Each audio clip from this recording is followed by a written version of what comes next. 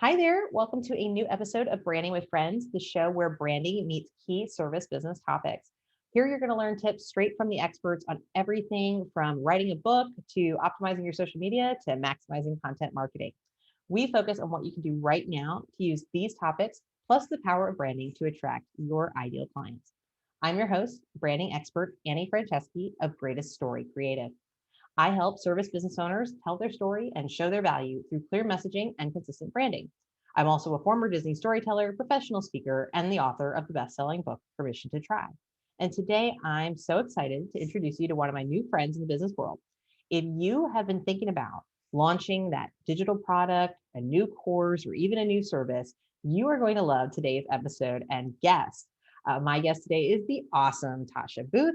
Tasha is an agency owner, coach, and podcaster. She is the founder and CEO of the Launch Guild, a course launch support and digital marketing implementation agency. She supports established coaches and course creators with course and podcast launches, operations and systems management, and content management and repurposing. Ah, who doesn't need that? Her team is over 20 members strong and works together to support their clients in being able to focus back on their zones of genius. Welcome. I'm so glad you're here with us. Thank you. Thank you so much for having me. Oh my gosh, I think everyone needs you. You know, coaches, consultants, service business owners, we all need somebody like you and your team of 20. That's incredible. Tell us a little Thanks. bit about, obviously Tasha's on today. She's going to share tips all about launching 3 things to move the needle for you if you're a coach, consultant, or service business owner. We're going to save that third tip for the end because she's got something special before we get to that third tip. But as we're talking, 20 business owners and you do all Yeah. these wonderful things.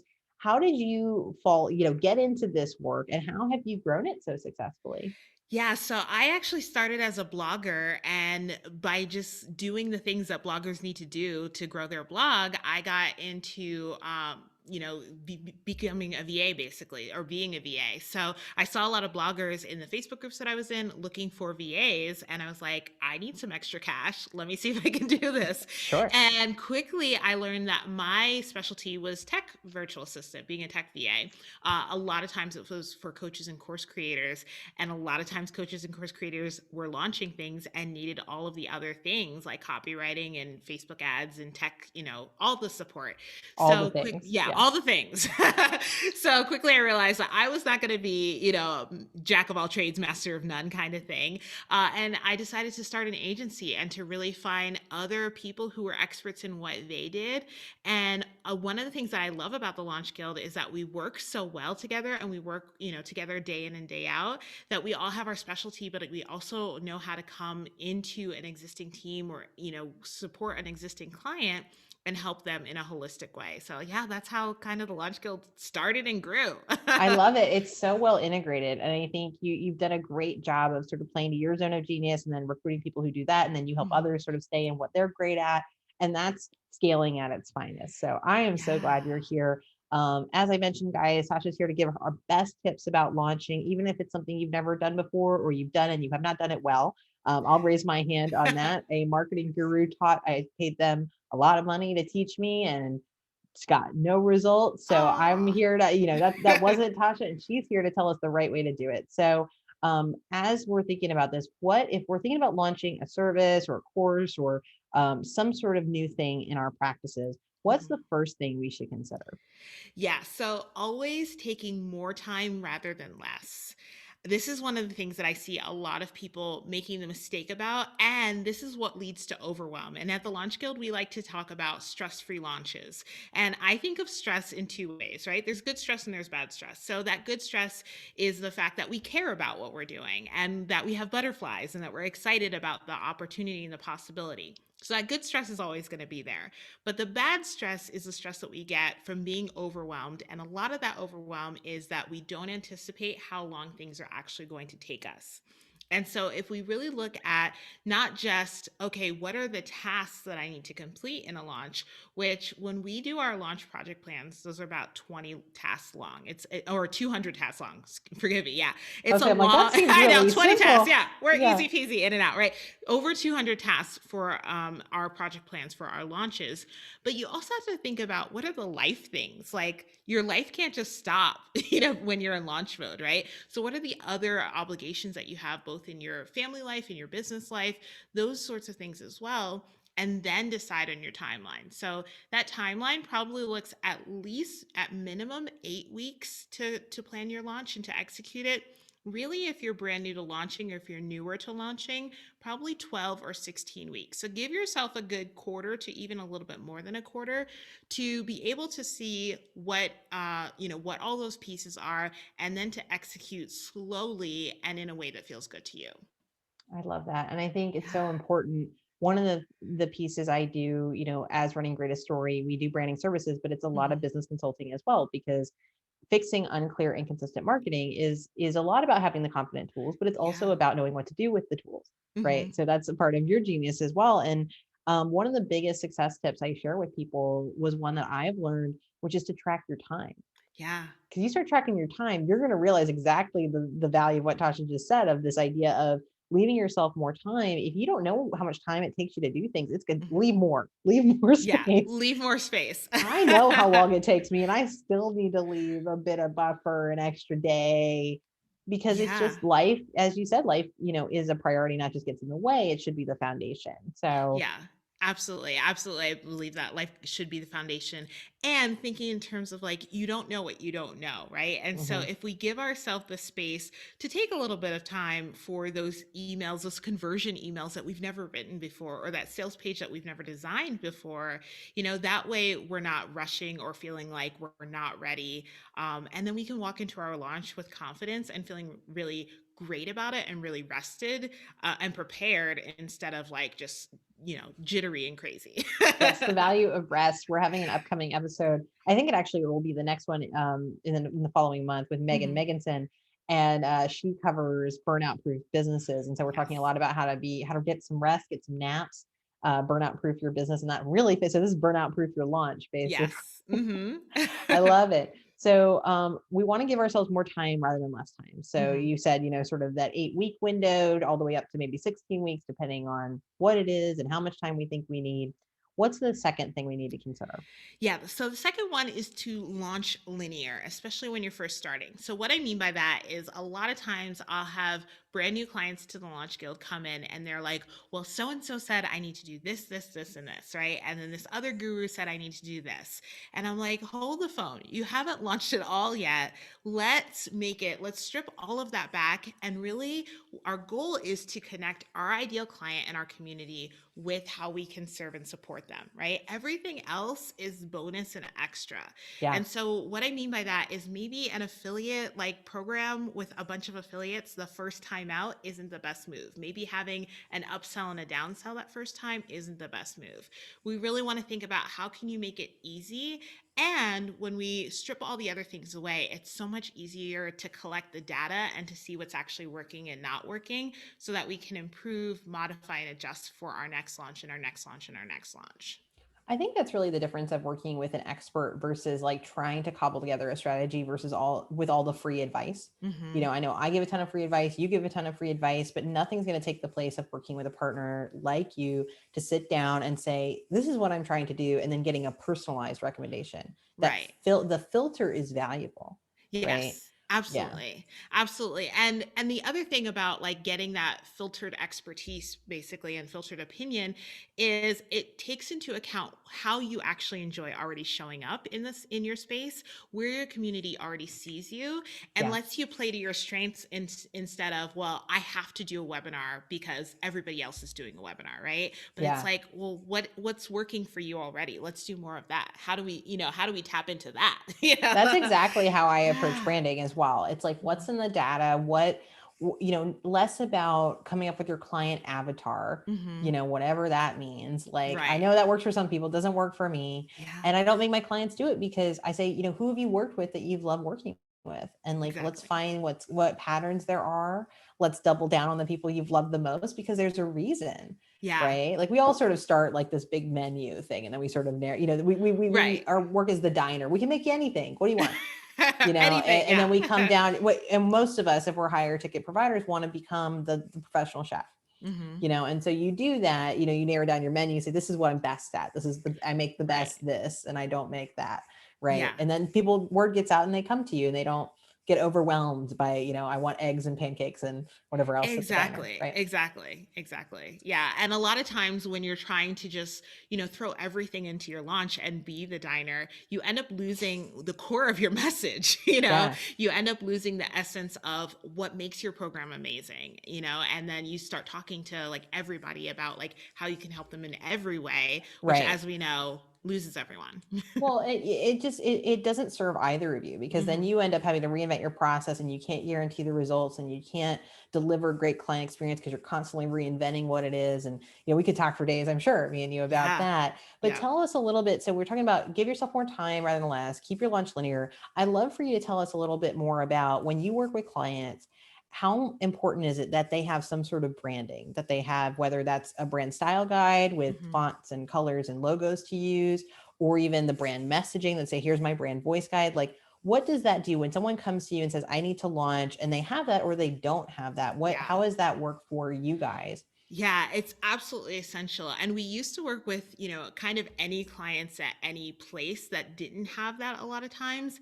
And what ended up was that we would have so many different iterations and have to go back and back and back because Hmm. they didn't have their brand down and they didn't understand who they were as a company really and as a brand at its core.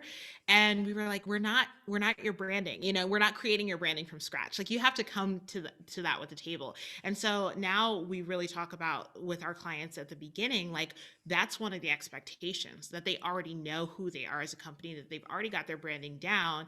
And now we're just ready to build on that and help support, getting their services out into the world and getting how they support people out into the world and their products and programs and everything. But we're not doing it from scratch for them. So super vital that they know who they are at the core and that they're already able to represent themselves with something like a style guide or a brand guide. And then we're just building off of that and being able to represent them really well.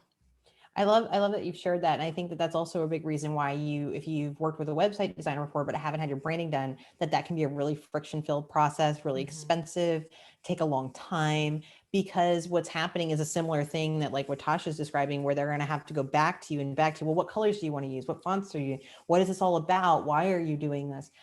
Those things we don't realize actually can be done in branding. So it's a little bit of a linear thing. If you have the brand figured out, well, who are you? What are you doing? Here's my toolkit. You can work with a web developer to get your website done faster, work with Tasha to get your launch 10 times better than it would have been if you didn't have answers to all that, and faster. It's the efficiency equation. So I'm glad that you're dialed into that, because I'm sure you get a huge relief when a client goes, and here you go, and Yes. here's all my stuff, right? Yes. Yeah. It's Um, so helpful when we send them, the Dubsado form with a little place to like upload your brand kit. And they're like, here's my fonts, here's everything, oh, so yeah. much easier. Yeah. Well, and that also helps you get better results, right? It's the clarity, Absolutely. the consistency. Like Hmm. this is why I wanted to have a guest on about launching, because launching, we don't even realize it's so tied into branding. And people think, well, I have to launch this course before I can brand myself. And it's like, yeah, what's the course about? Who's it for? What are you trying to Right. do? Those Hmm. questions have, I feel like everyone's trying to figure out, it's like and exercise. Everyone wants to figure out how to do it without having to do it. Like, how do Yes. I lose weight? But I don't want to do diet or exercise. So what else Right. you got for me? It's like, no, there's really no other way than to ask the uncomfortable question sometime of, well, who am I trying to be? What am I offering? Who is it for? Yeah. It comes up in every Absolutely. single branding with friends. It's like my running joke that like, I think people have paid them to like come on and say that, but it's like, no, Yeah. strategy is the sexiest S. I'm very fond of saying, and I it's true. love it. Yes. Nobody Love wants it. to talk about it, but Yeah. it's super true. Hmm. Because everyone wants to like noodle things and like play with Yeah. stuff. Exactly. It's a Exactly. little easier, safer. It feels, It but is. not as effective. Not at That's the all. big thing. Yeah. So fabulous tips today. Give yourself more time. Keep your lunch linear. We're gonna get to that third tip, but I know you've brought along something for branding with friends, folks. So if you're listening or watching, if people want to take the next step with you, Tasha, like what should they check out? Yeah, so check out our 6 pillars of a successful project plan. Basically, it's how we start our project plans for any client. So it's the zoomed out high level version of those 6 pillars. And then we're going to give you some questions to ask yourself to make sure that you, as you're building out your project plan and building out each one of those 200 tasks and subtasks, to make sure that you're not forgetting anything and you really dial it in on each one of those things that you want to think about. Awesome. So if you're thinking about launching that course or that project or whatever it is you want to bring out to your clients, like check that out. It's a great place to start. It's going to be linked wherever you are listening or watching this episode. And if this episode got you thinking, I have no idea what I'm doing, I don't have that kit, I am not clear and consistent in how I'm branding myself, I've got you covered as well. You can always set a complimentary free time to talk with me at greateststorycreative.com. Just hit the big red button that says free consultation. All right. So that brings us around to launching, and we've had some great tips. I'm memorizing this point. So we're going to leave ourselves more time. We are going to keep it linear. And what is that third thing we really want to keep in mind? This last one is so important. It's to remember that your launch is cumulative, meaning that we're not just launching for this one thing. And if we don't have $100,000 launch, we're a failure, right? No, we're really thinking in terms of getting the data, collecting the data, maybe getting a couple students in that first time, really wowing them, getting some feedback from them, refining our course or membership or service or whatever it is, and then relaunching it, right? So I have seen so many people who basically stop before they've even started because they don't have the success or the outcome in terms of revenue that they'd like that first time. And so they're like, oh, I'm going to go back to the drawing board. Well, the best launches aren't just like, I go back to the drawing board each time. It's no, I make $1,000 or $200 or whatever. And then I work on the process and I rinse and repeat and try again. And You that's learn from it. Yeah, you learn Right. from it. And those are the launches that do the best overall, not the ones that people just throw away after one try. So it's really thinking about launching as sort of a strategy over time, and an iterative one. Yeah, absolutely. Right? Absolutely. I know that for myself, I've got a couple courses and group programs of my own. And one of them, the first time I launched it, I think I made $1,500. And at this point, I launch about a couple times a year. And that program makes me over $100,000 every single year now. Yeah. Well, and imagine if you'd given up on it. Yeah. If I was like, right? oh, $1,500 not worth my time, it wouldn't But be the program. you applied lessons learned. What else would that particular example did you feel like moved the needle for you when you had that $1,500 launch? What did you do to bring it up to the level it's performing at now? Yeah, I actually had like Zoom conversations like this with my students and said, what's working? What's not working? What do you need more of? And then I refined the process and just went back to the drawing board on some things. I re-recorded some things, and I made it better each time. I think I love that story, and I become a really big believer in what I'm trying to teach people is the value of commitment. Consistency is great. Yeah. Consistency that if you're consistent for 2 weeks, that's not really consistency. No. It's committed. If you're committing to launching something, that might mean you launch it once and you learn and you launch it again and you launch it again because it's something you can learn from, as Tasha has shared today. But it's that ongoing.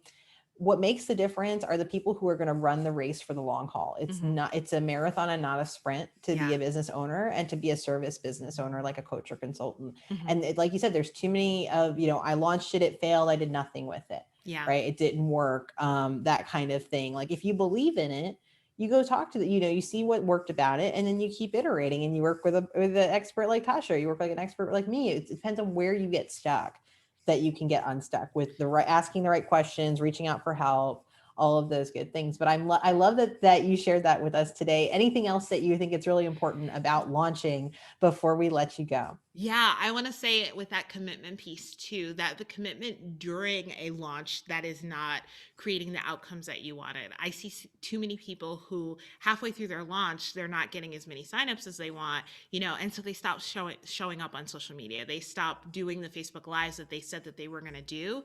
Your audience is seeing that. And there are so many people who may not be ready for that product at that moment, but they're still looking at you and they may be ready the next time. So showing, or they might buy on the very last day. They might buy on the last day. Yeah. Because they're debating something. Yeah. Absolutely. Yeah. But showing that commitment to your community, whether they're going to buy or not, that time is so valuable for them and also for you, for the data piece, and for them just to see that like you are there for them.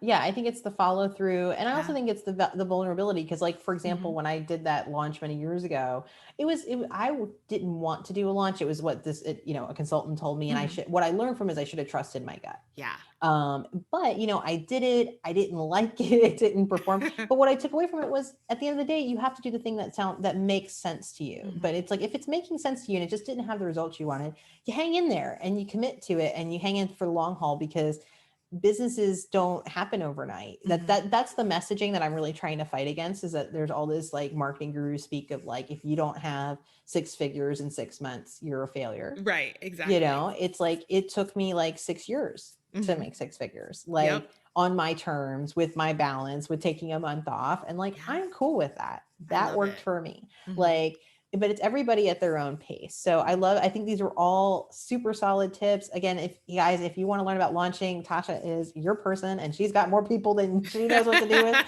to help. Check out the 6 pillars. And Tasha, thank you again for joining us on Branding with Friends. Thank you.